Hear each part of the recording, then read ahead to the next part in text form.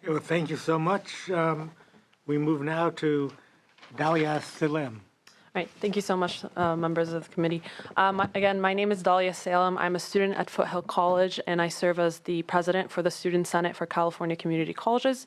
We are the officially recognized body that represents all the 2.3 million students within our system, and I'm here to testify to you about affordability and how it impacts us. So as my colleague Larry has mentioned, I could not agree more with his statements, and forgive me if I'm not as articulate as him. He touched upon a really good point, is the state needs to start looking at college attendance costs holistically. It's not about tuition, especially for the community college system. It may be the case in CSU and UC, but for our system, 96% of the cost is non-tuition fees. Now, 94, I believe, 94%. Now, when we talk about the American College Promise or the California College Promise, there seems to be kind of a, I guess, a misunderstanding that I may have. So we have on one hand, we try to compare it to the K through 12 system and say we want our colleges to be like the K through 12 system where it's 100% free. But on the other hand, some folks say, oh no, it's only for responsible students who can maintain all of these sets of requirements. Now, and from a student perspective, of course, we would prefer something more like the K through 12 system where everything is paid for. It's not like you go to a high school student who's failing their class and tell them, you're wasting our taxpayers' money. We're not going to pay for your high school education. Now you have to pay for it. However, if the state is looking at implementing that's something that mimics the American College Promise, which is President Obama's proposal, that does have restrictions. He did propose a 2.5 GPA and other restrictions. And I would be cautious to go that route because we already have something here in California that's much more progressive than that, which is the BOC fee waiver. Currently, the BOC fee waiver does not have any academic standard progress requirements on it. So if you demonstrate at least $1,100 or $1,200 need, you'll get it. You'll get your tuition waived off. That is changing in the fall. But still, compared to Oregon and Tennessee and all these other programs, we're still much more progressive in our generosity to give that waiver. Now, if we look at covering college attendance, non-tuition costs, I believe there was a previous gentleman here who came up and said that the state should not be looking at non-tuition costs, which is, I find, completely absurd. I mean, if you're truly looking at student success and you're trying to get especially a low-income student who's from typically underserved communities through the system, then you need to take a look at all of the factors that weigh into their college education. Now, as Larry said, the Cal Grant program for the community college system is extremely weak, and I know that you guys have been bombarded all day with numbers, so I'm not going to bombard you with more numbers, but just to give a personal kind of example, so I have a friend who lives in Berkeley, and he attends Berkeley City College. He has 4 roommates, and they all go to CSU or UC. Now, his roommates get about an average of $18,000 to $20,000 in aid, and he gets about $4,000, and his family is extremely poor as well. Now, while they are sitting at night studying for their final or studying for for their exams, he's out working at 2 pizza places so that he can cover the cost of rent at the beginning of the month. Although they're paying the same rent, they're paying the same bills. He goes to a community college, that's true, and he does have the BOC fee waiver, but the amount of aid that his friends receive compared to what he receives is extremely, there's a huge discrepancy. And, a moderate discrepancy would be understandable because CSUs and UCs do cost more, but this huge discrepancy is definitely not understandable. So that's in regards to Cal Grants. Every year we talk about Cal Grants and we make micro victories in the legislature about increasing them, but these changes are not close to fulfilling the vast need within the state. There needs to be a dramatic change in the number of dollar amount of Cal Grant B Access Awards and increase of the competitive Cal Grant Awards. especially since the BOC fee waiver is on its way to becoming less accessible in the fall because we're holding our students accountable by implementing 2.0 GPAs and unit fulfillment requirements. Besides state and Cal Grant, we also have 22 community colleges that don't offer federal student loans, which tend to be a much safer way to get out a loan. So that's why you have these community college students who don't take out loans as much as CSU and UC. And if you look at the study published by TICAS, I believe, it shows that CC students almost always have to work more hours per week to pay for their college attendance. And there's this kind of stereotype or myth that community college attendance is cheaper than attending a CSU and a UC straight out of high school. But the reality is, yes, tuition is cheaper, but the overall cost of living and attendance is not cheaper because the CSU and UC students are afforded more Cal Grants and are afforded more financial aid opportunities than CCs. And again, to the relative, we are, if you combine the CSU and UC student population, we are bigger than both of them. We're the biggest higher education system in the nation, yet we're completely being ignored in the financial aid process. Lastly, I guess I want to emphasize the fact that our board and our students are, of course, extremely supportive of a free college promise. But what does that entail? Does that entail the same requirements that are already in the BOC fee waiver? So how does that make it more progressive or better for our students? So that's one. And two, we want to recognize that part of the mission of the community college system is to serve lifelong learners and non-traditional students. So we don't want to ignore these populations when we're making these decisions. So how are the policies that we're setting or the requirements that we're making putting up barriers for these folks? And lastly, again, there used to be a time back when college was free and students only worked part-time for luxury and pocket money. And the former generation that's received this opportunity is the same one that's denying it to us. So we hope to see the state invest more money in financial aid towards community college students. And our numbers are, we have a scorecard that shows our progress. We have huge student population numbers, and we are just as good as the CSU and UC students. So I think we should be treated equally. Okay, well, thank you very much. At this point, we'll open to Vice Chair, then the other Senator, and then I might have a couple questions. Just one question. Dahlia, what are you paying for books? Right now? Yeah. So I'm a computer science major. It depends on how many courses I'm taking. So let's say a quarter, there's one quarter that I took a CS class, a physics class, as well as a math class, and I paid about $700 or $800. So it's a lot of money. But these books, I eventually got myself into the AOPS program, and that helped me waive these fees off, but not everyone is lucky to do so. Yeah, I'm mentioning quite a few books, and so I tried to buy them for my collection, and I was just amazed that one textbook was $300. So, Professor Block, why are we charging our students so much for books? My books are all free. Are they? No, I mean, if you're serious, I'm serious. I sit here, I'm going, well, I'll buy it used in a few years. I'm not having any luck there either.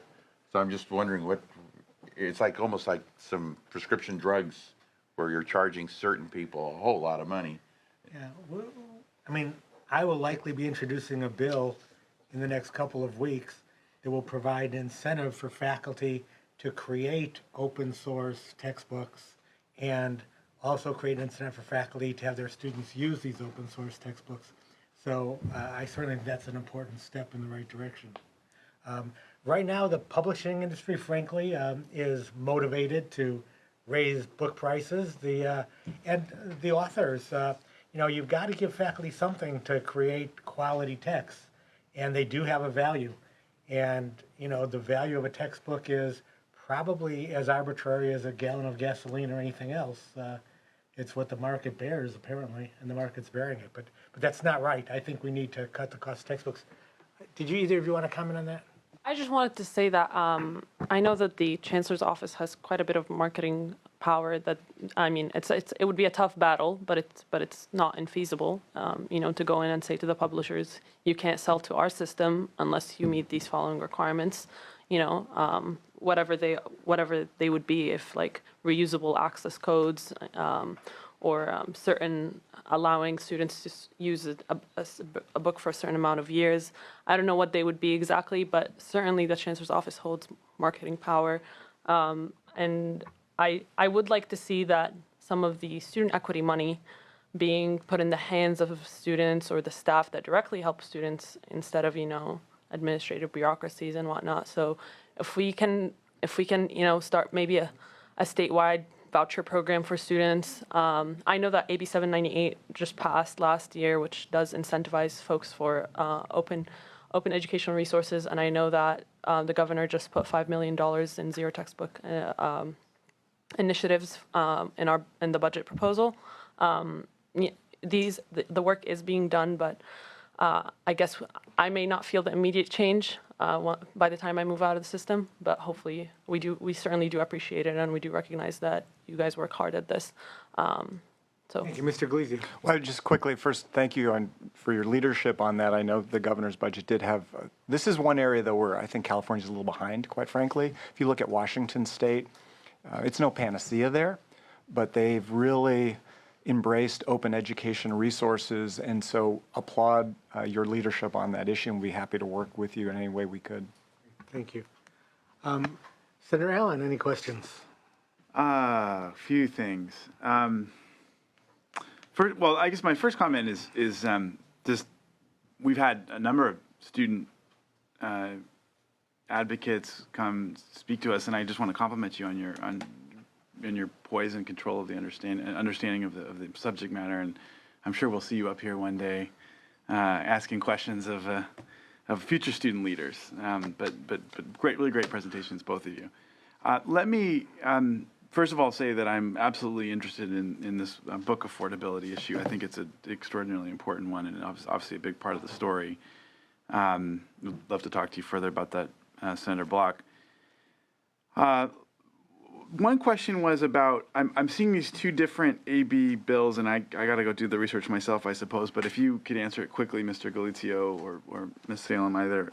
You mentioned in your sheet here about AB 1721, which was a Medina bill, California College Promise, but then in the LAO's report, we had AB 1583 from Santiago that was California Promise. Are they related, are they the same? How do they interact? Sure, Mr. Chair, Senator Allen. So there's a suite of bills that have been introduced on the Assembly side, which constitute the elements of what we're calling the California Promise, that include looking at extension and expansion of Cal Grant B, and then also looking at better publicizing the Board of Governors fee waiver from Assemblymember Santiago. And then we're also looking at expanding Cal Grant C, because as you know, the workforce development investment from the governor's budget, and that's, as you know very well, it's a very critical part of what community colleges do. So there are three bills that I am aware of that constitute this suite of bills focused on Cal Grants and the Board of Governors fee waiver, making sure that, as we've discussed, there's not money left on the table. Salem. Yes. Sorry. Sorry, Yeah. I apologize. So I was going to answer kind of the follow-up question. As Larry said, so it's a three-bill package, and I think they called it the California Promise, and it's Rodriguez, Santiago, and Medina. Medina's bill specifically focus on Cal Grants, while Rodriguez's bills kind of focus on local communities, pertaining to districts and how they can establish their own promise programs. And then Santiago's bill focuses on the BOC fee waiver and how you can make that more accessible to folks. So I just met with one of his staffers, and they said they're looking at either kind of expanding the BOC fee waiver to cover non-tuition costs, or having some type of grant program linked to the BOC fee waiver.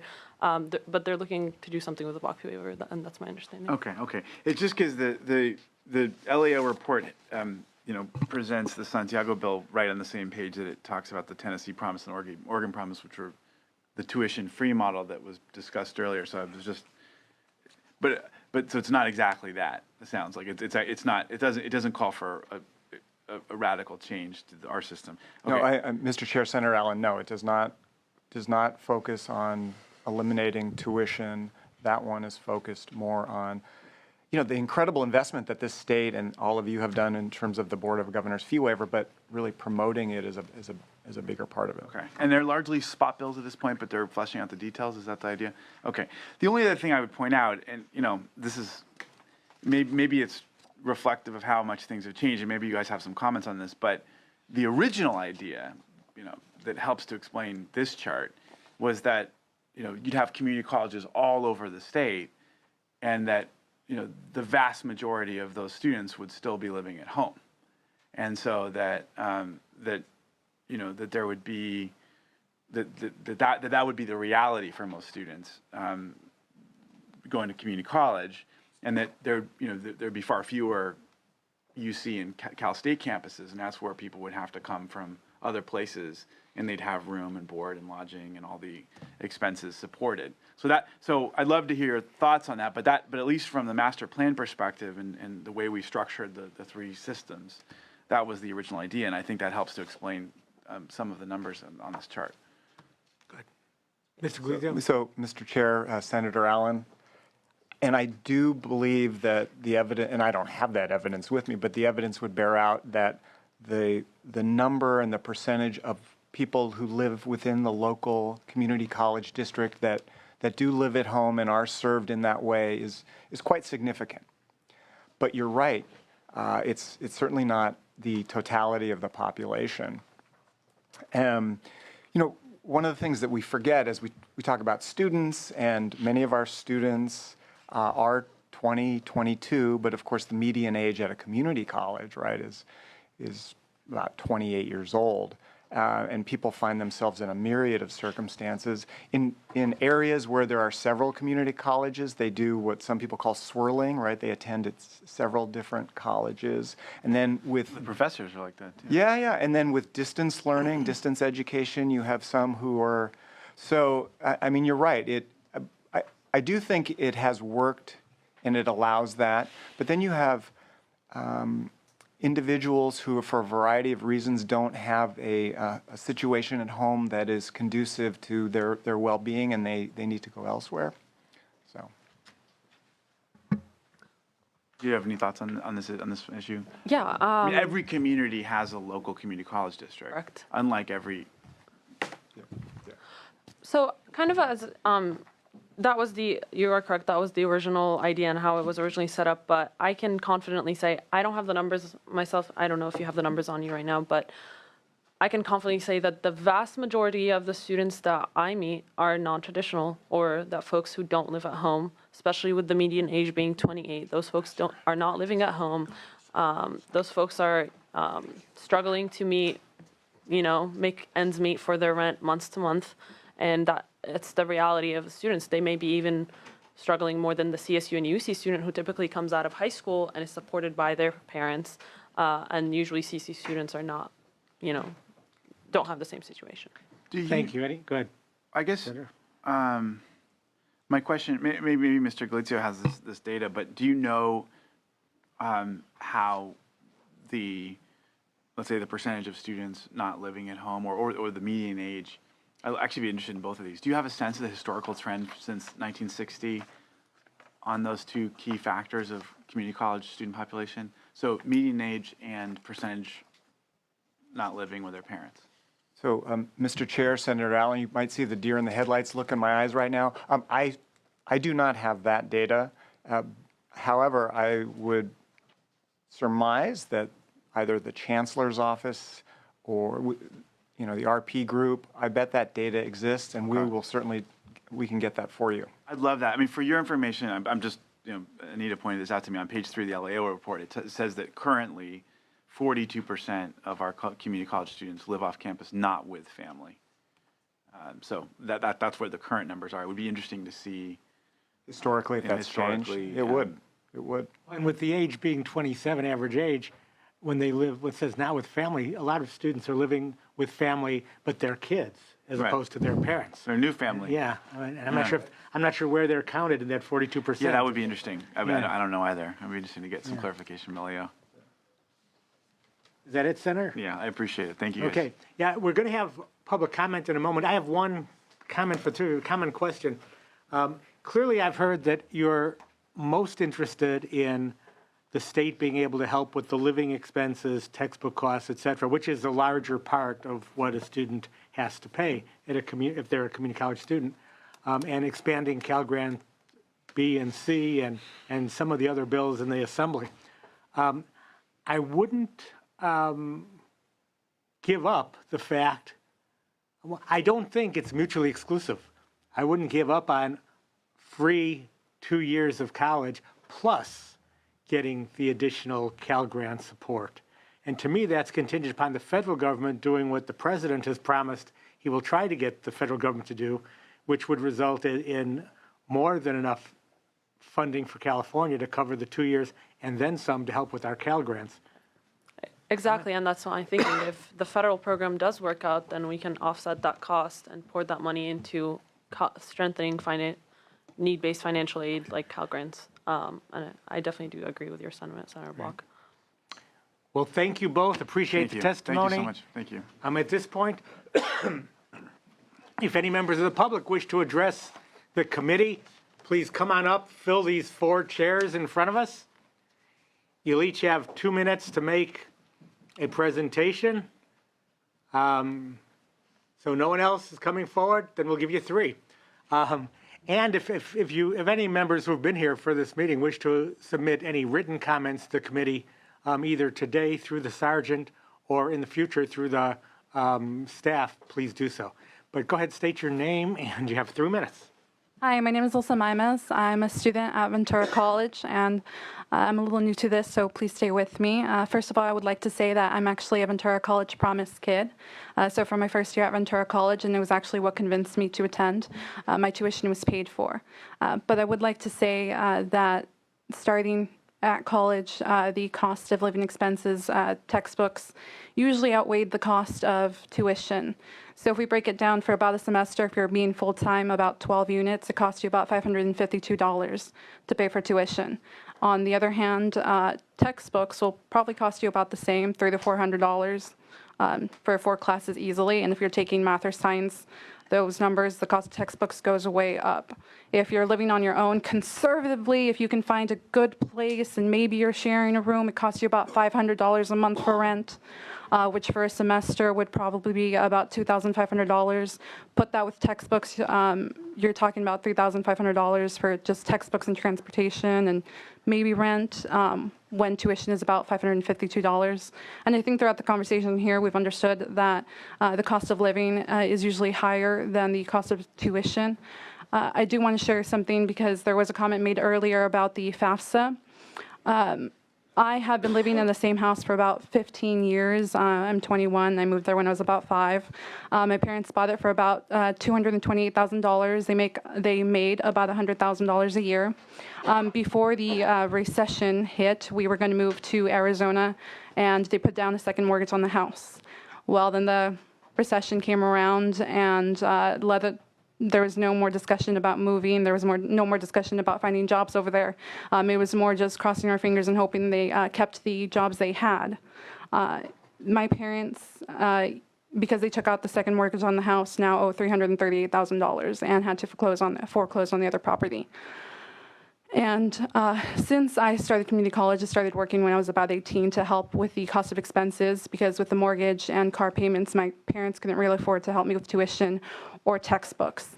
And this past year in March, when I was sitting at home, after work, and I was doing my homework, and my dad came home, and I thought I would have the house for a little bit longer, and I was surprised when he came home, and he came into the room where I was doing my homework and said, I was laid off.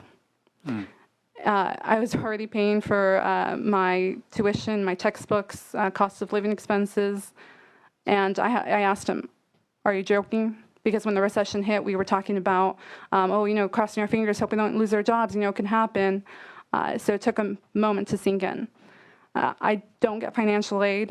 So far as the financial aid office is concerned, my family's still making about $100,000, and I understand the reasoning for the FAFSA being dependent on the record and taxes from the previous year. But the issue is there's nothing on there that to indicate, one of your family members lost your job, your income has changed, and I'm dependent on them until I'm 24 years old. So at this point, I don't receive any financial aid for community college, even though now we're making, $40,000 a year to pay a $338,000 mortgage, living expenses, and I feel terrible because I'm living at home and being a burden on them. And I'm luckily receiving stipend. I was holding 2 jobs last semester, and I was 2 jobs, 30 to 40 hours a week. I was a full-time student, and it burned me out so bad. And it's the same thing that happened last year. I was working multiple jobs. I was a full-time student. And as you know, if you want to do anything, you also have to have volunteer work. So I was doing that too. And come spring semester, again, it just burned me out so bad. I'm not working right now.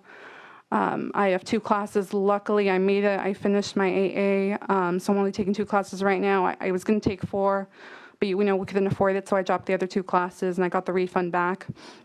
So I want to say before, there was another comment made about if we had paid the tuition, we could advertise, and there's minorities that haven't necessarily had access to community college because of the cost of tuition, might be more prone to actually come and attend. But before we do that, can we just make sure we don't say, well, you're not paying that $500 a semester of tuition.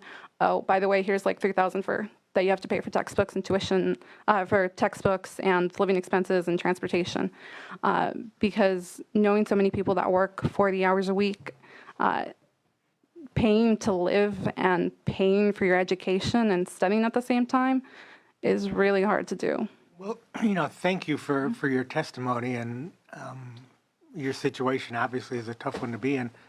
I'm surprised there's not some kind of emergency financial aid or something to be done mid-year to help you given your change in circumstances. What you can do, if you want to contact my office, not to discuss here in the hearing, but if you want to contact my office, we'll work with people in the Student Aid Commission and see if there's something. And it may be at your college, maybe the league can help us too. But we'll look into your situation. But it's important that you testify here because you're not just one student. You probably represent many hundreds, at least, of other students around the state in similar positions. So let's see what we can do. I actually did look into it a little bit myself, and Well, let's I would have to continue be. this discussion offline. Anybody else wish to address the hearing? Okay, come forward.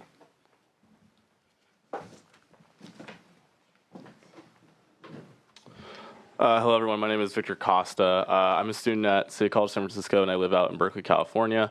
And something that was brought up during this hearing, which I thought was really interesting, was the fact of the discussion of the non-tuition expenses, especially compared to CSU and UC students. Currently, right now, I have 4 roommates, 3 of which go to UC Berkeley, and 1 roommate who goes with me goes to Berkeley City College, Laney College, and Oakland and Berkeley, respectively. And honestly, it's a very good point in the fact that when collecting Cal Grants or financial aid or what have you, yes, there is a difference in tuition expenses, but honestly, my fellow roommates, when they're receiving financial aid or loans, are getting a ridiculous amount more than I am to pay for their non-tuition expenses. I originally used to live in the Central Valley with my parents in Turlock, California. I attended Western College. I eventually moved out because I was too much of a burden for them, and I didn't want to continue doing so, especially with the Great Recession and them declaring bankruptcy. So I essentially moved out on my own, found my own apartment, was able to find cheap rent, making my own car loans via a third-party company, having to pay for my own food and what have you, not collecting financial aid. And so it's rather a heavy burden knowing that the best I can get is maybe through a Pell Grant and only getting $5,000, whereas my roommates are getting easily $15,000 to $20,000 in financial aid or loans to help pay for their tuition and other costs. And so it's you know, it's hard for me struggling to have 3-4 jobs last semester and then also trying to do full-time enrollment, you know, working at a pizzeria till 4 or 5 in the morning on weekends, and then having to wake up the next day to do my online courses or just attending courses throughout the week. Whereas my roommates don't have to, you know, deal with that kind of situation. They don't have to have 3 jobs. They can maybe have 1 job and still be able to pay out. And so I think that's a huge issue that is facing community college students, and I honestly think that this should be something that should be looked into. And every year, as part of the SCCC and just since we have constantly been asking the legislature to increase the award allotted with Cal Grants. We've asked folks to please increase the amount of individuals who actually receive Cal Grants. I know last year we were pushing so heavily for Elisa Alejo's bill to increase Cal Grants to $100,000, and we barely got an increase through the budget. And then this year with Senator Mundia's, it's great that we're having this little progress, but it's very small baby steps in the overall picture when you have 2.3 million students in the system and only 100,000 of them are eligible for Cal Grants, and then only like maybe a tenth of them are receiving it, and it's a measly $1,500 that could be. And considering in Berkeley, it's $700 a room in my apartment, and that's cheap for Berkeley. So that's already 2 months' rent, and I'm already out of money if I were to collect a Cal Grant. And so these are things that are occurring in areas, and I understand that in the Bay Area there's a high demand, but this is things that we want to bring attention to you and let you know that it's. Appreciate it. We've learned a lot today, a lot of things I know that I didn't know, and maybe the other senators, and we will look at all these things as the year progresses. I mean, this is the first hearing we've had really this year. We have a whole series of budget hearings coming forward, and with this as background, I think we'll do a better job as members of the Budget Committee. Senator Allen, any closing comments? No, I just really appreciate the stories that were brought. I think we were able. I got some new insights into various aspects of this phenomena, and I think that you know, your story is a good one in the sense that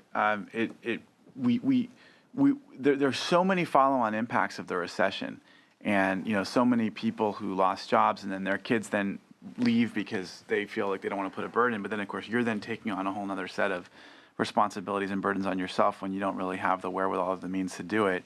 And it must look very crazy that you're already in a more difficult situation in the community college, and then, you know, it's even compounded by the fact that they're not the kind of aid opportunities that exist for other types of higher education. And you know, we may have set up a structure with it in mind for everyone to be living at home, going to community college. But the fact of the matter is, nearly half the students at the community colleges are not living at home with their families. So you know, even if the original vision was to have it that way, it's just not the reality anymore for nearly half of our community college students. So certainly gives us a lot to think about, and you know, maybe these 2 pieces of legislation and some of the other ones that were mentioned are going to help to make the situation better. Of course, ultimately, so much of this has to do with kind of broader budget plays, and there is more money, but that's going to involve work on our end and really trying to make the case to the governor about, you know, how important these stories are. And you know, a lot of them don't end up filtering up to him. And I would just encourage you and your student leadership and others to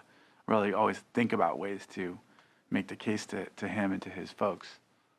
Thank you, Senator Allen. I'd like to thank Senator Morlock for his participation. Thank all of you who testified on panels or public members. And this hearing is concluded.